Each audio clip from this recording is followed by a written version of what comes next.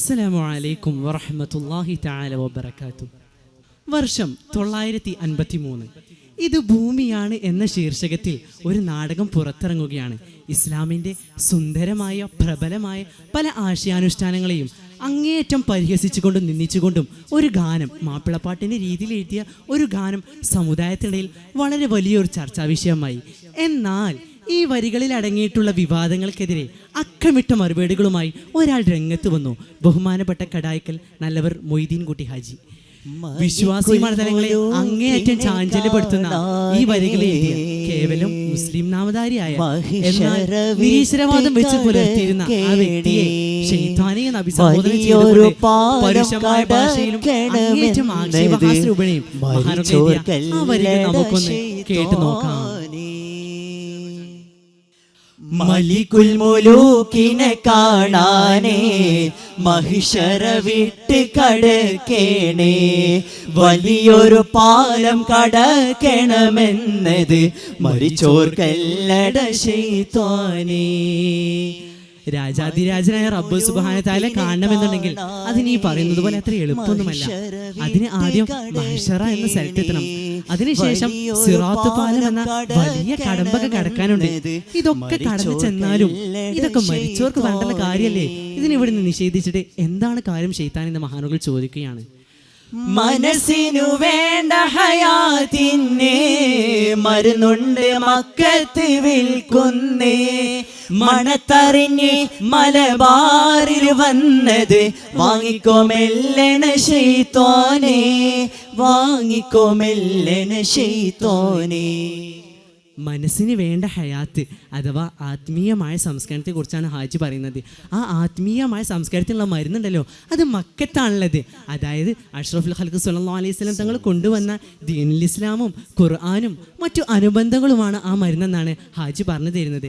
അങ്ങനെ ലോകമൊട്ടാകെ ആ ദീനുൽ ഇസ്ലാം പടർന്ന് പന്തലിച്ചപ്പോൾ അതിൻ്റെ ശിഖരങ്ങൾ ഇങ്ങ് മലബാറിൽ എത്തിയിട്ടുണ്ടല്ലോ, അത് ചെന്ന് വാങ്ങിക്കോ അഥവാ അത് പഠിച്ച് മനസ്സിലാക്കിക്കോ ശൈത്താനെന്ന് മഹാനവറുകൾ ഉപദേശിക്കുകയാണ്. തലമറന്നെണ്ണനി തേക്കല്ല, തലമുറ തച്ച് പൊളിക്കണ്ട. നമ്മൾ സാധാരണ കേൾക്കുന്ന പ്രയോഗം തന്നെയാണ് തലമറ എന്നെണ്ണ തേക്കുക അഥവാ കാര്യങ്ങൾ കൂടുതൽ മനസ്സിലാക്കാതെ എടുത്ത് ചാടുക.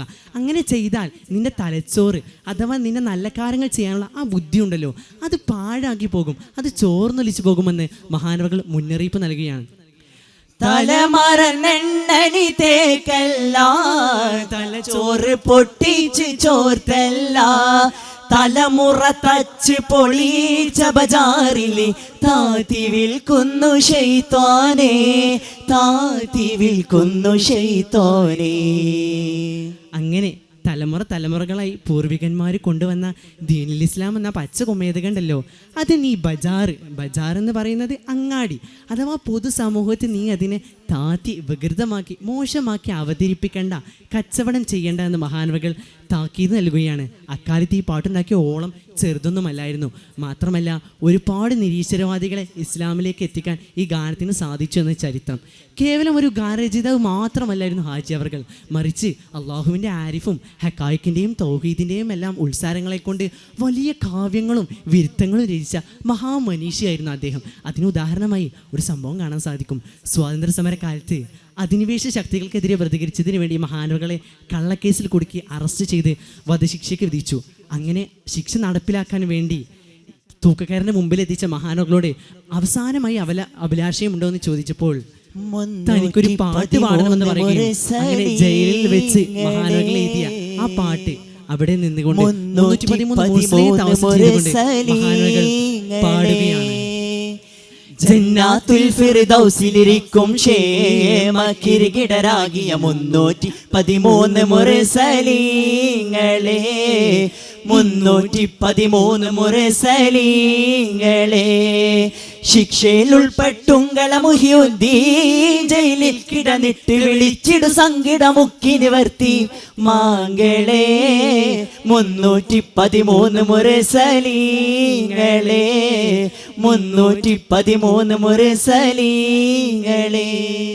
സ്വർഗീയാരാമങ്ങളിൽ കഴിയുന്ന അമ്പ്യാക്കളുടെ കൂട്ടത്തിൽ കിരീടരാകിയ അഥവാ കിരീടം ചൂടിയവരായ 313 മുർസലീങ്ങൾ വിളിച്ചുകൊണ്ട് മഹാനവറുകൾ ആ ഗാനം ആലപിക്കുകയാണ്.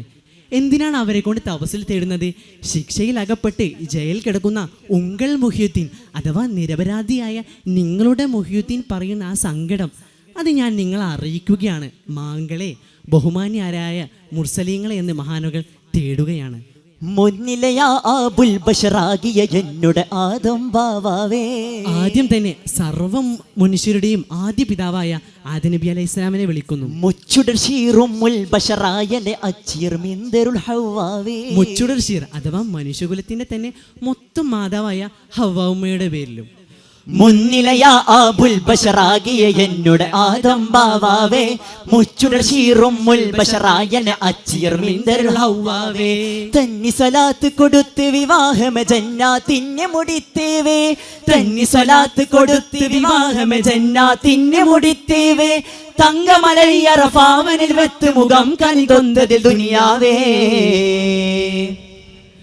313 മുരസലീങ്ങളെ, 313 മുരസലീങ്ങളെ. സ്വർഗീയ ലോകത്ത് വെച്ച് സ്വലാത്ത് മഹ്റായ നൽകി ആദം നബി അലൈഹി ഇസ്ലാമിൻ്റെയും ഹവ്വയുടെയും വിവാഹം കഴിയുകയും ശേഷം ഭൂമിയിലേക്ക് ഇറക്കി ഒടുക്കം അർഫയിൽ വെച്ച് സംഗമിച്ച ആ സന്താന പരമ്പരയിലുണ്ടായ 313 മുർസലീങ്ങളെയും തവസുൽ ചെയ്തുകൊണ്ട് മഹാനവർകൾ ആ ഗാനം ആലപിച്ച് കഴിഞ്ഞപ്പോഴേക്കും ആ ഉത്തരവിട്ട ആ ജഡ്ജി ഉണ്ടല്ലോ, അദ്ദേഹത്തിൻ്റെ അരമനയിൽ സുഖനിദ്രയിലായിരുന്നു. പെട്ടെന്നൊരു അശരീരിയും ചാട്ടവാർ കൊണ്ടുള്ള ശബ്ദം കേട്ടു. വിടടാ മുഹിയുദ്ദീനെ എന്നൊരു അലർച്ചയും. ഇത് കേട്ട് ഭയന്ന ആ വ്യക്തി മഹാനവറുകളെ വധിക്കാനുള്ള ആ ശിക്ഷ അത് റദ്ദ് ചെയ്യുകയും പിന്നീട് മഹാനവറുകളെ വെറുതെ വിട്ടയച്ചു എന്നാണ് ചരിത്രം. ആ മഹാനവറുകളെ തിരുനോട്ടം നമ്മിലുണ്ടാകട്ടെ എന്ന് ഞങ്ങൾ പറഞ്ഞുകൊണ്ട് അവസാനിപ്പിക്കട്ടെ. വാഖിറു ദഅവാന അനിൽ ഹംദുലില്ലാഹി റബ്ബിൽ ആലമീൻ. അസ്സലാമു അലൈക്കും വറഹ്മത്തുള്ളാഹി.